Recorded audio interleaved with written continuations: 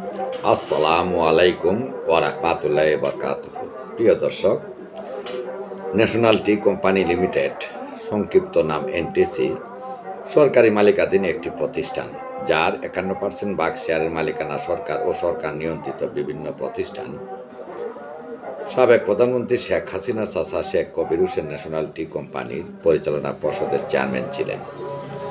ভারপ্রাপ্ত ব্যবস্থাপনা পরিচালক সৈয়দ মাহমুদ হাসান, সাবেক মহাব্যবস্থাপক অর্থ হিসাব মোহাম্মদ কেরামত আলী এবং কোম্পানির সচিব মোল্লা গুলাম মোহাম্মদ পরস্পর যুগ সাজসে একটি সিন্ডিকেট তৈরি করে দুর্নীতি, লুটপাট ও নিয়ম স্বেচ্ছাচারিতার মাধ্যমে ন্যাশনাল টি কোম্পানিকে পুরোপুরি দেউলিয়া বানিয়ে দিয়েছেন।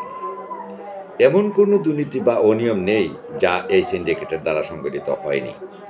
এই সিন্ডিকেটের সকল অনৈতিক কার্যকলাপ ও দুর্নীতিকে সমর্থন করতেন তৎকালীন কোম্পানির চেয়ারম্যান শেখ কবির হোসেন। তার সাথে এই সিন্ডিকেটের বিশেষ সম্পর্ক ছিল।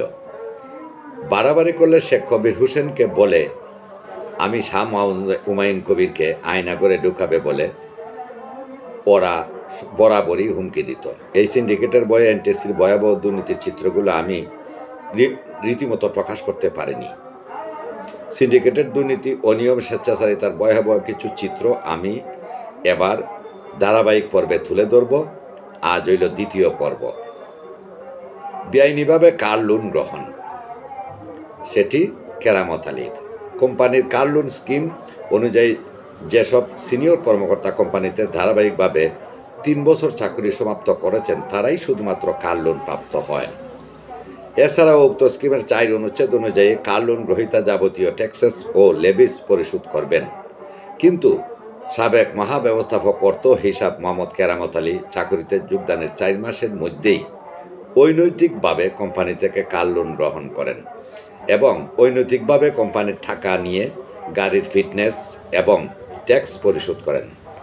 উক্ত গাড়ির টায়ার, টিউব ও ব্যাটারি কোম্পানির টাকায় ক্রয় করেন। অর্থাৎ কেরামত আলী সর্বমোট 19,96,960 টাকা দুর্নীতির মাধ্যমে কোম্পানি থেকে আত্মসাৎ করেন। এখানে যে বিষয়টি লক্ষণীয়, শেখ কবির হোসেন হলেন শেখ হাসিনার চাচা।